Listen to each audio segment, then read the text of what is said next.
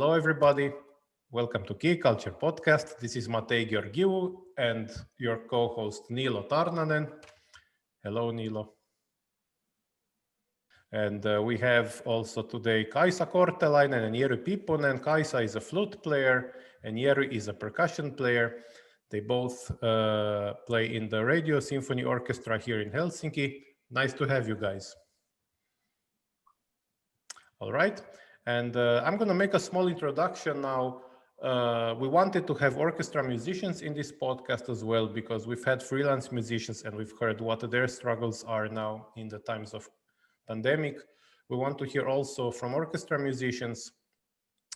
I don't think I have to explain to anyone what an orchestra is. Everybody knows that, but I will explain a bit why orchestras are important for what kind of people. First of all, orchestras are important for the public because they offer, let's say, the highest spectacle. It's a big, let's say, chamber ensemble where there's very many people, 50, 100 people that together go towards the same energy into giving a very big, significant experience to a big public. It is important for the musicians because musicians like to play music, and this is a way to play together with other people.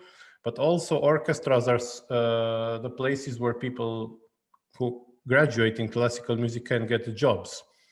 A very significant part of people who graduate from music from music universities will be orchestral musicians. And it's significant also for composers because, let's say, for us, it is also one of the highest prices you could have to write an orchestra piece. Now, of course, operas and ballets also rely on orchestras. You cannot have an opera without an orchestra. And very often you can't have film music without orchestra either. But orchestras have always faced challenges. First of all, they have to employ many people, and you have to give permanent jobs to people who don't even play every time. For example, trombones sometimes have to stay on the side. If you have a Mozart symphony, you're not going to have much trombones there, but you still have to pay their salaries. And then you have, let's say, maybe an orchestra has employed 2-3 percussionists, but then every once in a while you have a piece where you need 6 of them. So you have to hire extra musicians. So there's always this financial idea that what is worth paying for and what not. And I've often heard people complaining about this, that orchestras eat the money of the taxpayers and so on, because they don't produce anything, they just take, and there's many people employed, and we should have 20 musicians and not 100, and so on and so forth. So it's a challenge financially, and it's a challenge, let's say, because it doesn't fall into the very, let's say, very capitalist mentality of whatever produces should exist and whatever doesn't shouldn't. But now the pandemic has brought these challenges even stronger. Orchestras don't hire extra musicians very much now because they can't afford that. They have also tried to use as less musicians as possible. That affects also the repertoire. It affects the public, of course, because people have to stay, like with social distancing, or they can't have concerts at all, and they have to rely only on online concerts.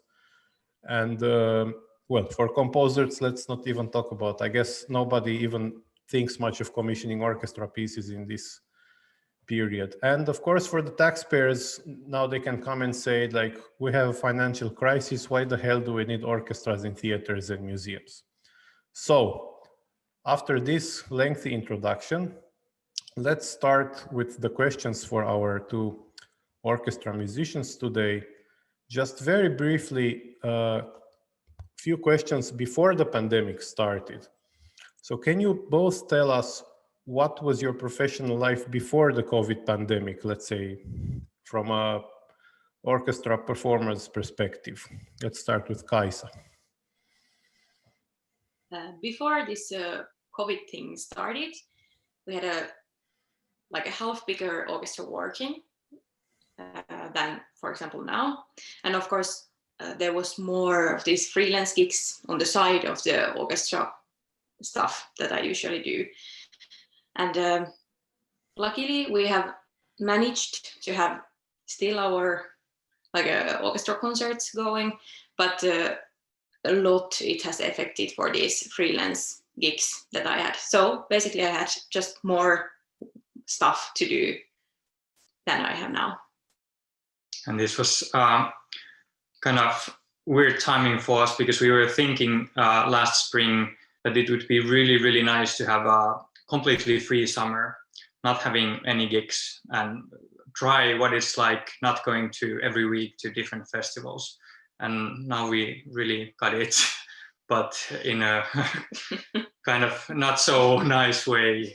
It would be like what we planned in the beforehand, but yeah, it has been a lot less work after this pandemic. Right. Niilo, maybe you want to ask. Can you tell also a bit how you ended up being a musician and later an orchestral musician? A bit of your kind of path to your present musicianship. For me, music has been quite a big part through my life. I've been in like basically every music related hobby and this music oriented school, and playing different instruments since I was a kid. And then after going to this conscript band, doing my army in Lahti, then I somehow got really into practicing more and make it more like serious thing. And then I wanted to see like if I could actually study to be a musician. And luckily, second time I got to the Sibelius Academy when I applied. And from there, I think for percussionist, it's kind of the main goal to get orchestral jobs, because for percussion soloist, it exists, but it kind of doesn't exist. There's only few people in the world who can make their living by playing as a percussion soloist. So orchestra felt really natural place to work. And after many auditions, I was lucky enough to get a job from radio, and I have been extremely happy about it. And my story is pretty similar. Thanks to my parents, who first of all took me to the flute lessons, and after that, there in my hometown Nurmes, I had really good teacher there who made a really good base for the professional studies. And then it just felt natural to continue for professional studies. And then same thing for us, that the soloist's career isn't really wasn't really a choice to think for me then back then. Right. Thank you. I guess just as a small follow-up, I guess for whoever doesn't know this, like most instrumentalists are not going to be soloists. I mean, I guess as a pianist or as a violinist or as a cellist, you have chances. There's many concertos written for these instruments, so you can play as a soloist, but there's not so many mainstream percussion concertos or bassoon concertos or double bass concertos that everybody would be paying in gold to have them performed every day. So I guess very many people who study an instrument are going to look for a career in an orchestra. Now, let's go after the pandemic started. So I would ask you, how many concerts did your orchestra cancel due to the COVID pandemic? And how was the situation during the first wave in the spring? And how is it now in the autumn when Finland is experiencing a second wave? Let's start with Kaisa. As I said before, now we're playing with a reduced amount of the players.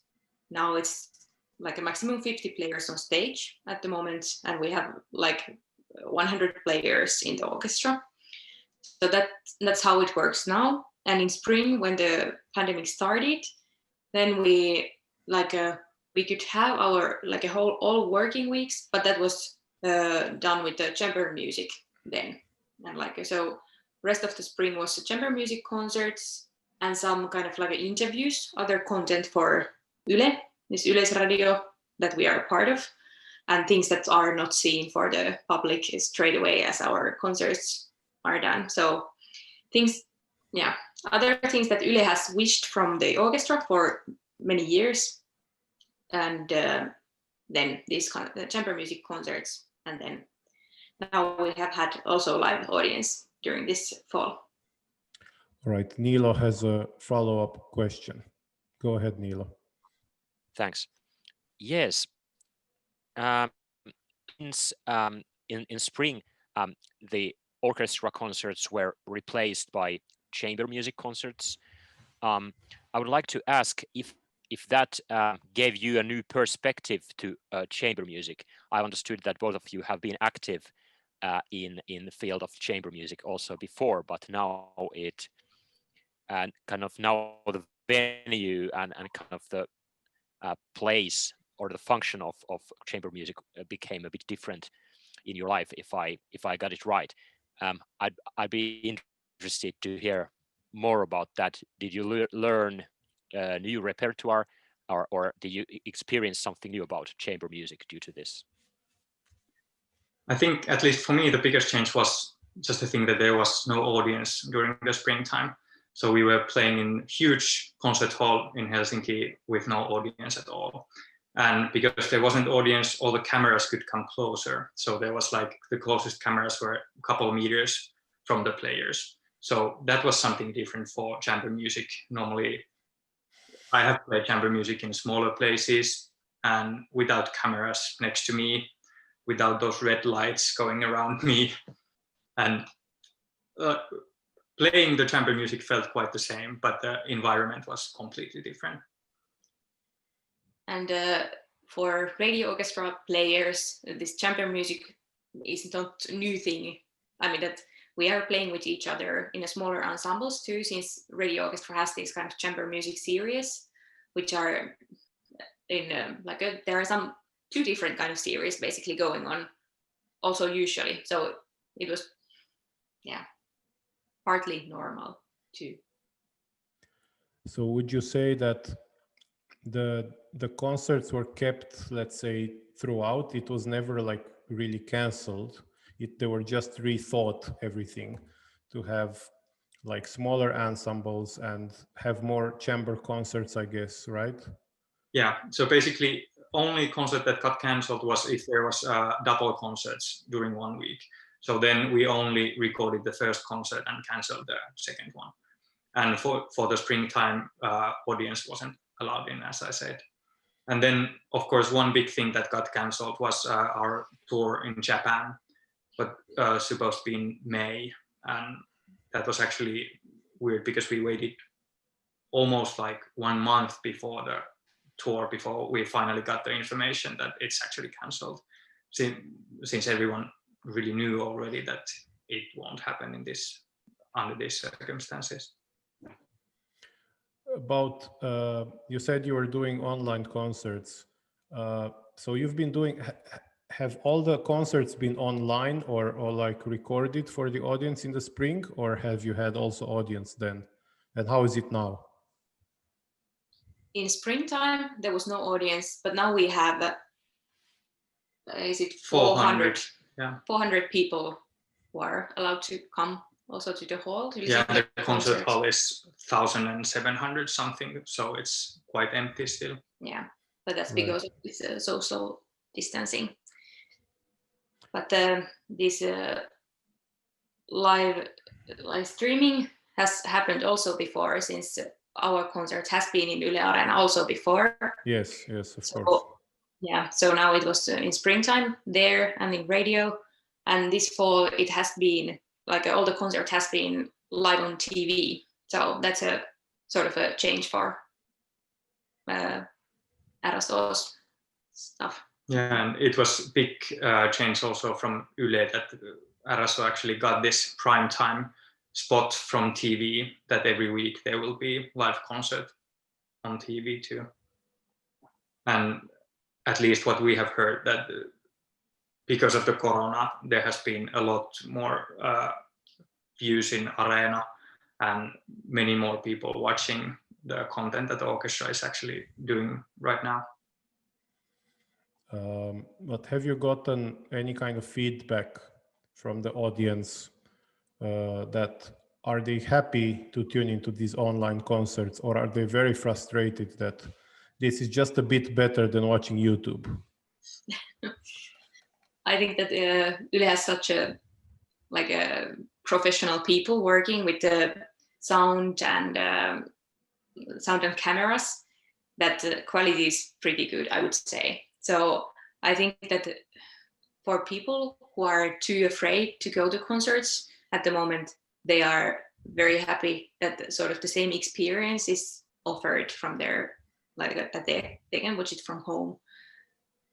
Do they have to pay for this in some way or another, or it's for free, everything? It's for free at the moment, at least. Right. And,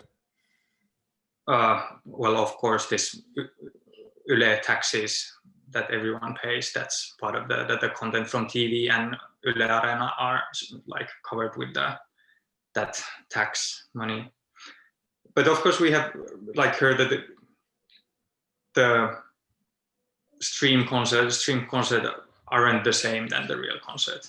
Of course, being in the audience is also like social happening. You meet people and the intermission stuff, and you have possibility to share your experience. It's different than sitting at home and watching the concert from your laptop, and probably most of the people doesn't have that kind of sound system that you could actually get the full experience out of the stream either, that it might be your phone or laptop, and of course the sound quality is what it is. But I think at this moment this is probably one of the best ways still experience concert. Yeah, I'm asking this because we asked our previous guests also about this, and I think so far the general consensus is that people really miss going to concerts, and they feel that yes, it's great that we still have technology and we can still listen to music, but it's never gonna be the same thing. Like it's one thing to go to an actual orchestra concert, and another one to listen it to from YouTube. Oh, sorry, not YouTube. I mean from Areena. Yeah. Or from YouTube, or from Spotify, or from wherever. I mean, no matter how good the cameras are and the sound quality, it's still a different experience to go to a concert. Now, Niilo had a question.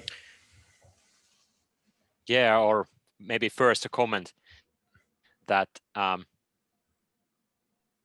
I really think that even if you are sitting in a concert hall for 1,000 members of audience where you are not actually very near, or maybe not feeling it that closely, it's still a different thing being there in the same place than just listening online. I thanks for the gig last Friday. I was there in a concert of Finnish radio symphony orchestra for first time in many months last Friday, and it was actually really cool for after many months of just listening online concerts to come there, wear a mask, be very far off anybody else, but still hear the music as it happens, and not something transferred electronically between. There's something different in it. Yeah.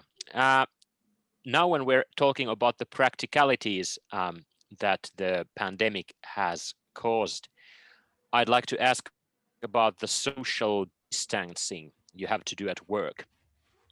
So what's your experience? Can an orchestra really work, rehearse and play with adequate social distancing, or actually physical distancing? I don't know if it really affects to the social aspects of musicianship if you're a bit further, or does it? I think the biggest change has been actually mostly for the string players, because now every player has to turn their own page. So everyone has their own music stand, so they can have the 1.5 meters, I think, is now in our orchestra, the distance between the players. But the further you go in the orchestra, the more normal it becomes. Like normally brass has that kind of distance between them. And for percussion, we have so many instruments in between us. So it happens like kind of naturally. So for the back rows, I think it hasn't really changed much. And also I'm so lucky that I'm sitting always in the middle of the orchestra. So everything is still around me, but just a bit further. All right. But how about the effects of the instruments? Because this maybe I ask more from Kaisa, like brass or wind instruments involve, breath, and that comes from the mouth, so through the instrument in open air. So do wind players need a wider safety distance due to this, or how does that work? And another thing, like also about this, because you have to do social distancing on stage, but how is it backstage when people go to work, like? Yeah, if you could answer the flute question, I can answer the last one. I'm not completely sure. I haven't read a lot about it, but as I understood, it has been like researched that yes, of course, there is some air produced to like around you when you play, and the worst is with the flute, unfortunately, because so much air is like blown, like not straight to the instrument, but just like off. But still, this 2 meters, so 1.5 meter, has found like a safe distance to other players, that there hasn't been any cases that would have caused by playing with like these 2 meters gaps with each other. So I think it's pretty safe, for example, as we are doing it. All right. So no special extra stuff for flutists or horn players or something. Only the condensate water is now collected, so it's not supposed to live on the floor, but you have to have some kind of cup or paper or whatever, and take all the condensate water and throw it away after the rehearsal or concert. Yeah, for whoever doesn't know this, like the people who play brass instruments, but also woodwinds, but more brass instruments, the breath will gather inside the instrument, and the instrumentalists have a button they push to let the extra water out. So now I guess, and that usually goes on the floor, but now I understand that you have to wipe it out from there so that it doesn't spread. How about like backstage? Like, can you like meet? Because there is no point in having social distancing on stage, performing just for the audience, when backstage you all hug and how does it? For a long time, for example, the restaurant was closed, so there wasn't really a place that everyone would meet at the same time. Now it's finally open, but way fewer tables and chairs. And all the doors has been kept open, so no one has to touch the door handles or door knobs. And I understood that they have actually, for the concert, whenever possible, they have booked the rehearsal hall also, that people can go there and doing warm-ups. So everyone doesn't have to be in the small practice rooms. And now it's also not allowed to bring your family members in, having lessons in our orchestra spaces or having guests there. So we are trying to limit the amount of people that are staying in the same room at the same time. And of course, since now the program is always smaller, there is fewer people working at the same time, so it's less crowded. And for conductors and soloists who are probably coming from abroad when it's possible, they have their own hallway that only they can use and no one else will go there. And then a lot of käsidesi and face masks, and people they are cleaning the doors whenever possible. Yeah. Käsidesi is the alcohol for use for the hands. Yeah. Just sorry to point out for whoever hasn't gotten it already, the reason why Kaisa and Jere are not doing any kind of social distancing in this interview is because they are married. So I guess it's a bit more complicated. Just in case our audience didn't know that. All right, please, Niilo. Yeah, I would like to ask Jere about the percussion instruments. Quite often I've seen that in orchestral performance you might share some instruments, so that from the adjacent sets you might sometimes share some instrument. So do you choose repertoire where everybody can just all the time be in their own instruments and not touch anything, or do you need to wipe them, or what do you do? Do you do anything special because of that?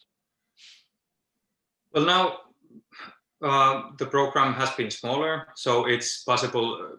The program is planned so that we could do all the pieces with our own players. So that means maximum 4 players. And then, of course, we don't have so much stuff on the stage. So if we need, we can take 2 glockenspiels or 2 bass drums, and they can still fit on the stage. So that's mostly problem when there is huge programs with 6, 8 percussionists, and then you cannot have your extra bass drum because it doesn't fit on the stage. So now it's easier to have extra instruments, and also most of the instruments are played with sticks or mallets, and they are our own, and we are not sharing them. So we are not actually touching with our hands most of the instruments. So at least until now, it hasn't been a problem. But I mean, like, even when you rehearse, like, now maybe the Radio Symphony Orchestra is more special, but usually in schools or in other orchestras, like, you have a finite number of, let's say, gongs or drums, and people just practice them differently. Like, you have to like share them all the time. So how do you deal with that? Or everybody has their own instruments now? We have plenty of instruments. So, for example, last week I was mainly playing vibraphone, and Jani was playing xylophone and glockenspiel. So he can practice with the same instruments and use them for the concert. And I focus on the instrument I'm playing on that current week. And we have tried, whenever is possible, we have tried to keep so that you could build one setup for the whole concert. And actually this last week's composer's concert was one of the few that it actually happened. I built one setup that I used for all the 3 pieces, and I didn't move anywhere from the setup. And while I was practicing the pieces, I used the same instruments. So in that sense, we avoided like changing or sharing the instruments with each other. So actually it sounds more safe than for that I teach in different rooms each day, touching different tables and different cables at different days, and I need to wipe them, but you can use all week the same instruments, and then you don't even touch them with your hands but with the mallets. So yeah, actually sounds much more safe than what I thought from the first place. Interesting. Yeah, same here. I won't even go into explaining to you how I keep my lessons here in Kankaanpää with the kids, because then maybe nobody will want to meet me from outside Kankaanpää. So yeah. Well, anyway, let's go on. So about, since we're talking about social distancing, I mean, if you have to reduce an orchestra to 50 people maximum, that's going to affect the repertoire. You can't play everything with 50 musicians. Also, assuming that you play only pieces that involve that certain ensemble, it also means you cannot hire extra musicians. You know, maybe you need a 5th trombone sometimes, or maybe you need the 2 extra percussionists or sometimes. So how does it affect the repertoire, and does the orchestra ever hire anybody else than the musicians they have? Well, because the our band is so small now, then usually pieces are like that it's not 5 trombones or 6 flutes, because that happens if the like a normal size of the orchestra is already 100, and plus that then it's something like an extra huge. So far we have managed with their own players, and I would say that we haven't had like extra players. Also, it's not a question about money or like that, but it's also safety question from the orchestra. So since like we have to meet certain people at work, they are trying to not like increase the amount of the random people that are coming to the house. So I think it has been more like a safety question, and also it has came pretty naturally, I think, since the programs are smaller for smaller ensembles, and then one certain section is rarely bigger than our own players like are. Yeah, because the program has been planned so that everything could be played with our own players. So the main issues is if someone gets sick, then of course, if there is no player from our orchestra who could actually jump in and play that part, then we have to hire an extra player. Or when we needed 2 pianos for one TV thing, then of course we need to hire one more pianist for that, because our orchestra has one. Okay, but you can play, I guess, some Brahms or Beethoven or Mozart or something like that with 50 musicians. But how are you going to play a Prokofiev symphony or even a Tchaikovsky symphony with 50 musicians? Do you have to cut the strings, or how does it usually go? I'm extremely happy that I don't have to make those decisions. I have watched our boss job like during this pandemic, and it seems crazy because all the conductors and soloists are canceling all the time, and whenever everything seems normal, then there will be new regulation that okay, now it's only 40 people that can meet, and then there is this Koronavilkku app saying that you have possible corona people meeting around you. Yeah, and there is so many things changing all the times, and for the I think that the program has planned so that it's originally for 50 or less players. So they are not trying to do big programs with just less players, but they are trying to find pieces that fit the circumstances now. And I think for us it's interesting since now it's completely different program we're playing usually, since like it's not also so many big orchestras in Finland as our orchestra is. So usually it's nice to play Mahler because we can, and these huge pieces. But now it's exceptional for us that we have to play these smaller pieces, which are not coming that often in our program. So it's also refreshing for us. At least I would be interested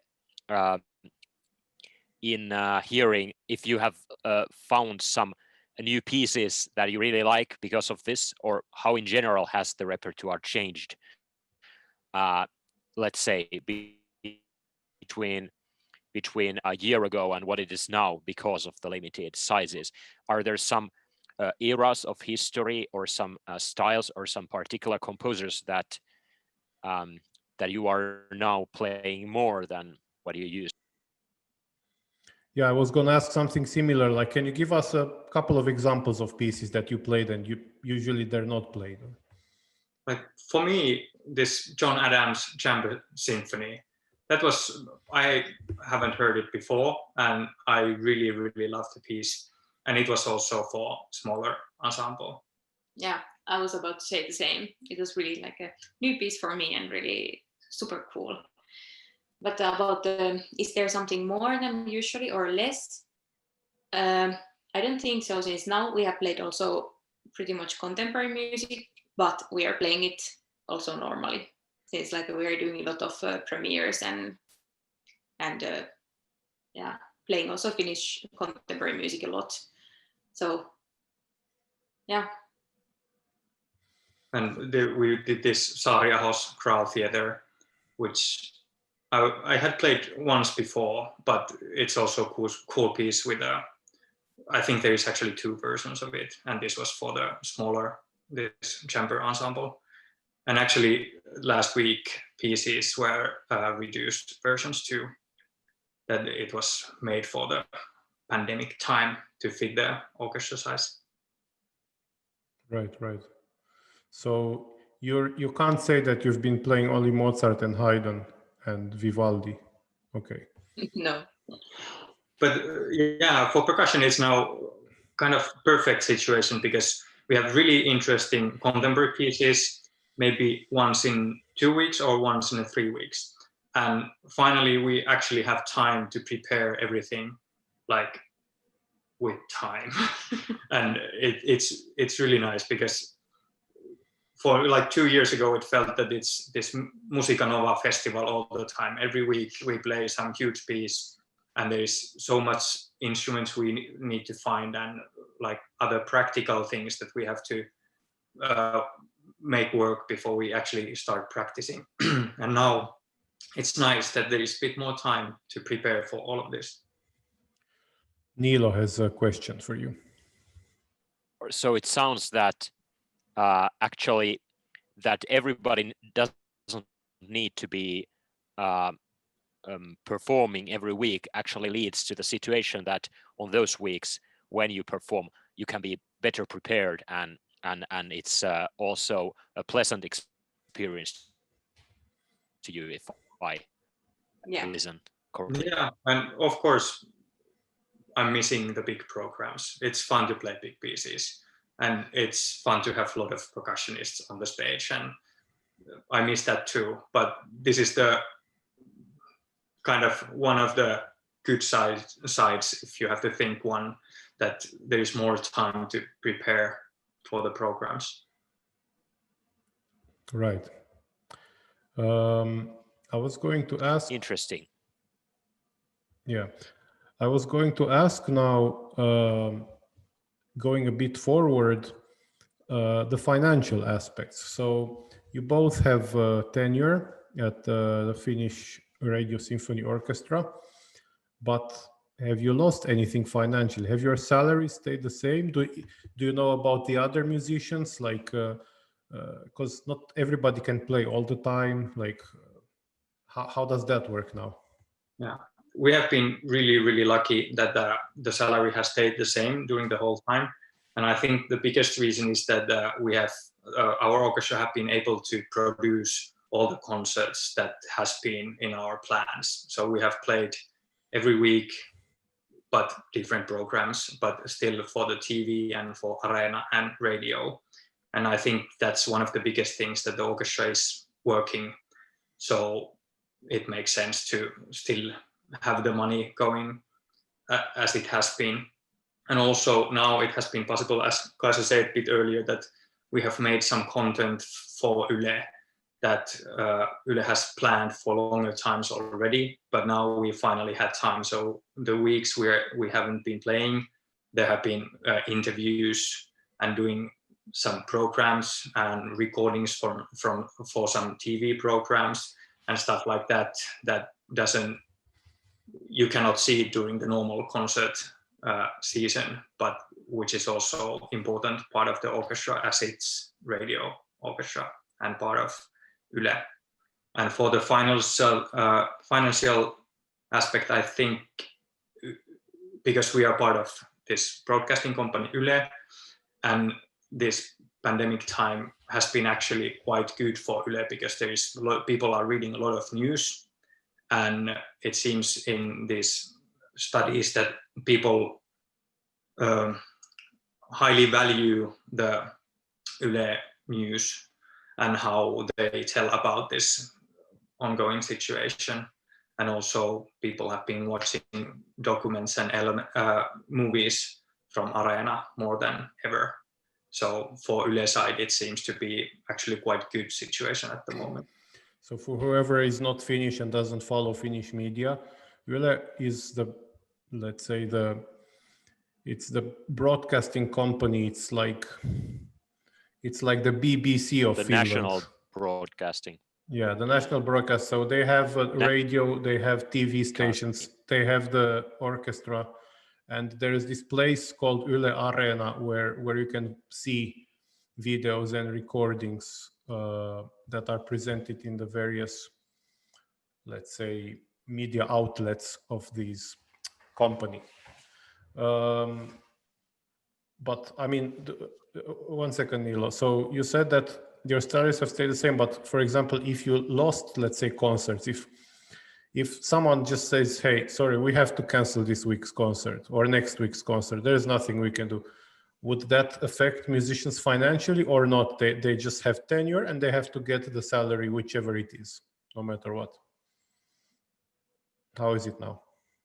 Yeah, for us, we will get the salary even the concert would be cancelled, because that's not something that our orchestra boss will decide. It's part of Yle. So if Yle decides that now it's not time for orchestras, then it's a different thing. Or if the government decides that now it's not Yle's time, that something has to be done, then it's a different thing. But until now, it's somehow secured, but you never know.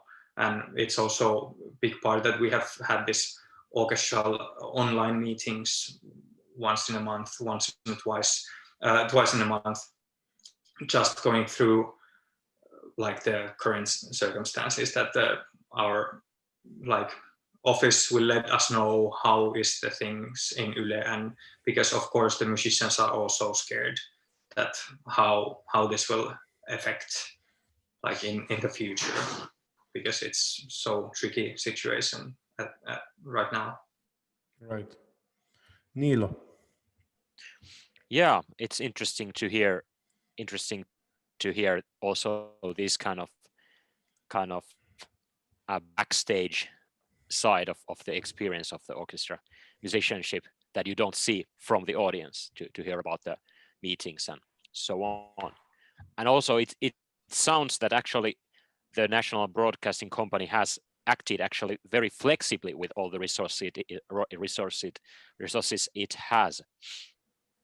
That's nice to hear, and also nice to you that your position is much more secure than for some other people who don't have the tenure. I would like to ask about if you know anything about the financial situation of the orchestra per se. I mean, probably the ticket sales have been plummeted because of the limited number of seats in the audience. So has it affected to the budget of the orchestra, or has it affected to the other sources of the orchestral funding? Can you tell us something about that? Yeah, I think that's mainly our office knows way more about that than we do. Mm-hmm. But I have understood that in overall picture, the ticket sale is, of course, it's big thing, but in overall picture, it's not the biggest thing because of the TV and Yle Arena, and they have been now following RSO concerts like over 40,000 people through TV and Arena. So there is people watching it, and I think for Yle this is the biggest thing, since we are still the like whole Finland's orchestra, or we should be, that it's easily available for every people, not depending where they are actually living. And it's not really probably economically super producing to have an orchestra, but since it's somehow with similar kind of thing as libraries, for example, that it's like culturally important, and it's for civilizing people. And I think for Yle also our orchestra means that, and it's not the main question how much do they get the ticket money from the concerts, but the more satisfied they are if we are reaching more people and more people are coming familiar with the things we do, and that's sort of for what it's done, the whole orchestra. yeah, that the people are pleased for the content that the orchestra is producing. Can you, like, if you know, can you tell us a bit how a budget of an orchestra is usually done? Because I remember I talked once with an intendant of an orchestra several years ago, and at that point, at that orchestra, they said that I think the money the orchestra makes was about 20-30%. I mean, ticket sales, CDs, booklets, whatever.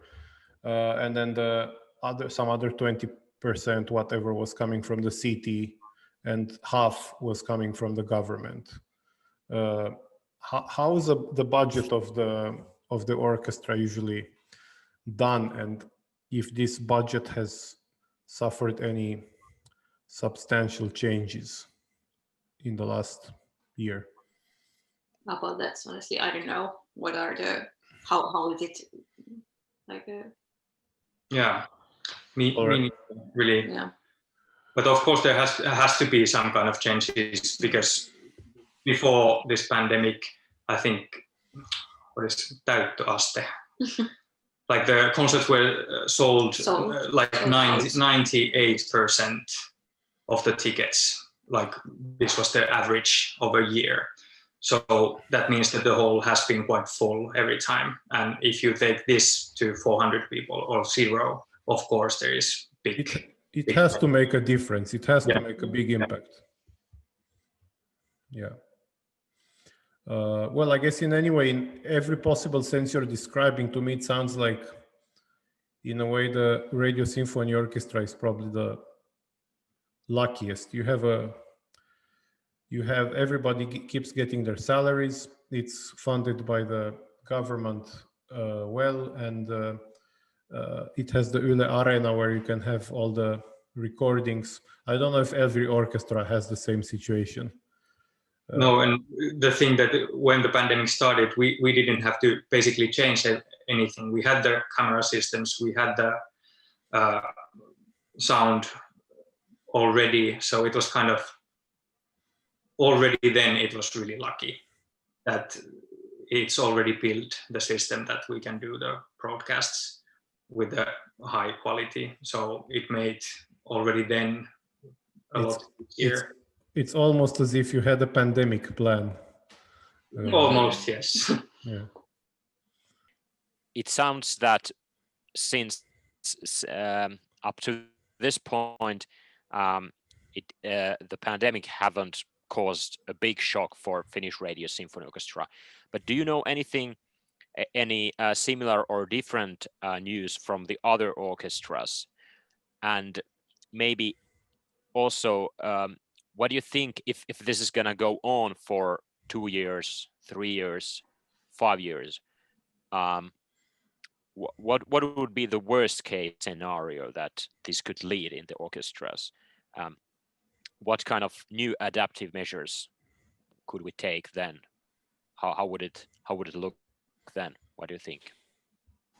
Of course, for the orchestras, as well as for the other cultural fields, it's complicated situation and won't be easy for sure for next years, since all the cities are suffering economically for this situation a lot, and that's a real a threat that they are either taking some positions that they are not just opening, or then they are just the things which are now done just because of Corona are then coming permanent, and that's one of the real challenges. And also that even shutting down whole orchestras, that's also some places I would have heard that it has been discussed, and it's pretty hard. And well, this is a part of the larger discussion about the whole cultural field, that what is the meaning of it also in this kind of times when, of course, it's not economically really I don't know, viable. Yeah, but still, that's they and we are producing content that people really need. And like what people did, for example, last spring when they were home watching the concerts and listening to music and movies and reading and stuff. So is that something that we can afford to cut also, even though it would seem the easy way or to save money? But that's a question of bigger like a discussion in the society. Yeah, and I agree that for me the biggest fear is that because of Corona you do something and it becomes permanent, as Kaisa said. And this is for all the cultural people who are working with culture and doing art. I think it's similar kind of fear that people are cutting the fundings and making it harder for public to actually participate in different events. And it's really tricky situation, and I have no answer how this will go if it continues for 3 years or 4 years. And I'm afraid that there will be big changes. And so if did I understand correctly that you're afraid that when people get used to the situation that that many opportunities to go to concerts in place, they maybe stop kind of wanting it, and then we just kind of stay in the reduced level where we are now? Did I get it right? Yeah, also that it might take some time, because now people are, of course, kind of advised not to go in big events, and maybe if this continues, let's say 1 year, and it will take 6 more months or more before people are getting kind of used to not to be afraid again, and having kind of the courage to actually going to movie or going to concert or staying in library reading books. I don't know, this is just a guess, but I think it will take at least a long time before people are kind of back into normal, or this normal that was before the pandemic. I was thinking actually the opposite, that yes, some things will become permanent maybe, but in the same thing, I think that whenever the orchestras will become, let's say we all get vaccines and we get rid of the coronavirus, I mean, I can expect that for a couple of months it will be sold out, everything. Like, I don't know, like maybe I'm just the optimistic one, but yeah, but that would be better that way. Because everybody has been staying in a house for like 3 years, and now they want to get out of the cave and, you know, go hunt for the mammoth, you know. Yeah. But let's get into that complicated, difficult discussion that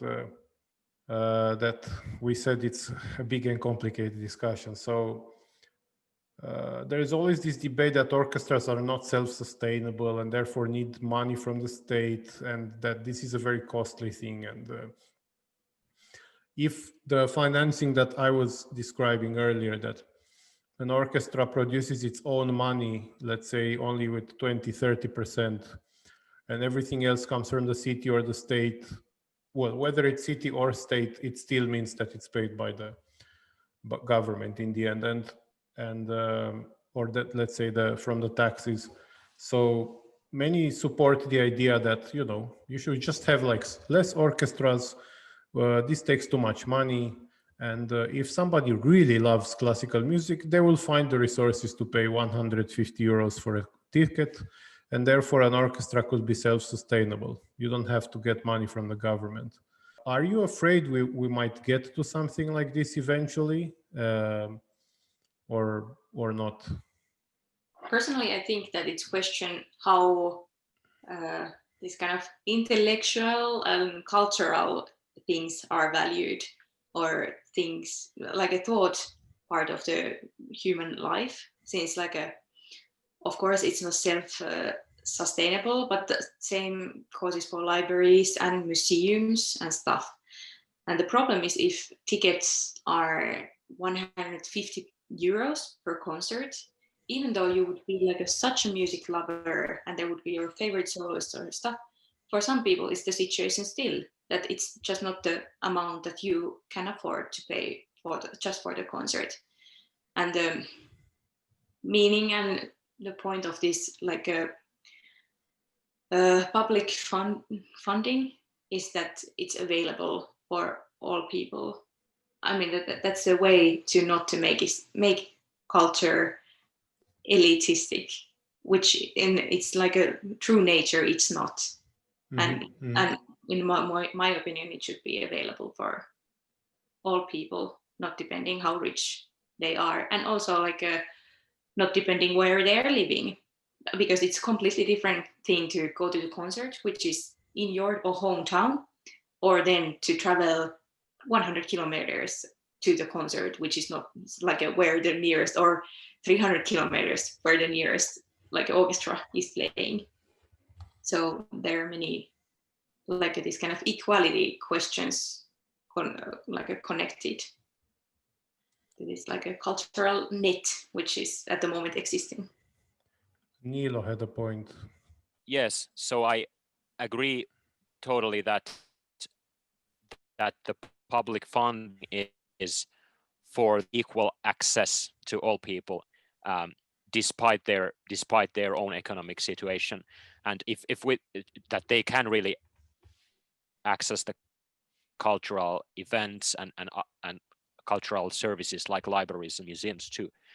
And I think if we see that what an average concert ticket actually pays now for the audience in Finland, it's like 10 years or 20 years. It's the same size as going to movies. And I think it's really fantastic, because then you have wider options of what kind of cultural events to participate than you would have if things would be only about the how big paycheck do you have personally. Yeah, one thought I had was that if you're gonna get to the level of paying 200 euros for the tickets, you're gonna end up having only like very rich people going to concerts who might not even be interested in classical music at all and might just want to be seen there. And the actual music lovers will just have to settle with a nice like record player or with a computer that can play Yle Arena or Spotify or something. And I also think that the public funding kind of makes it possible to do different kind of concerts, because we don't have to only please those 50 people that have paid the most for the tickets, because then I feel there is this danger that then we kind of play only Star Wars and then we kind of have to give only what these certain rich people want. And this is, for example, but still kind of this public funding makes it easier to you can fit in the same concert. You can have this classical program, then put something completely different, some contemporary piece, and kind of try to mix things up a little bit, and not only trust those couple big like things that people only wants to hear, and doing 150 Star Wars concerts in a year. Yeah, Star Wars and maybe Beethoven Fifth and Vivaldi Spring and Fürelise. Yeah. All right. Yeah.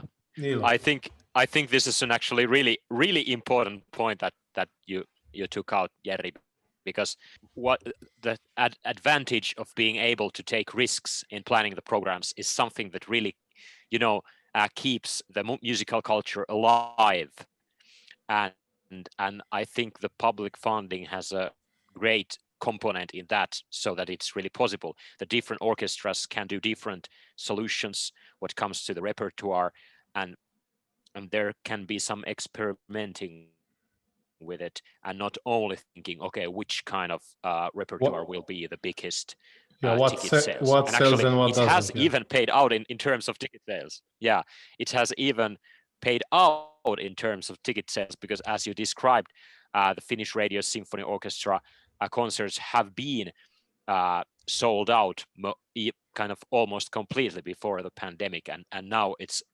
almost that they are just limited to the 400 seats that are now available because of the safety reasons. So I would say that we are well alive and kicking, and it's big thanks to the public funding in many ways that are important, not only as numbers, but only as the content, the quality of what we are doing.